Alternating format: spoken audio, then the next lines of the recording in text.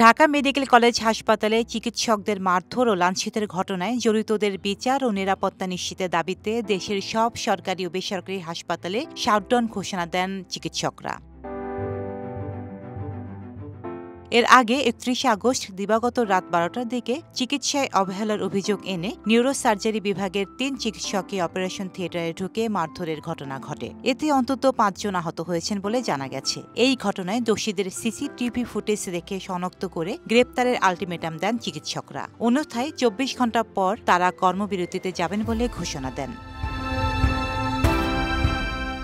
অপরদিকে রাতে বিষপান করে হাসপাতালে এক রোগী ভর্তি হলে চিকিৎসাধীন অবস্থায় মারা যান। এ ঘটনায় রোগীর স্বজনরা চিকিৎসককে লাঞ্ছিত করেন। এ ঘটনার পর রাতে হাসপাতালে বিক্ষোভ মিছিল করা হয়। এই ঘটনার পর থেকেই আরও উত্তেজিত হয়ে পড়েন ইন্টার্ন চিকিৎসকরা। পরে ২৪ ঘণ্টার মধ্যে দায়ীদের গ্রেপ্তারের আলটিমেটাম দেন তারা। তবে ২৪ ঘণ্টা পার হওয়ার আগেই হাসপাতালটির চিকিৎসকরা রোববার থেকে অঘোষিত কর্মবিরতি পালন করছেন। বন্ধ রয়েছে হাসপাতালটির জরুরি বিভাগ, বহির্বিভাগ সহ সব ওয়ার্ডের চিকিৎসা সেবা। এরপর দুপুরে দেশের সব হাসপাতাল শাটডাউনের ঘোষণা দেন তারা। ডেস্ক রিপোর্ট, সাম্প্রতিক দেশকাল।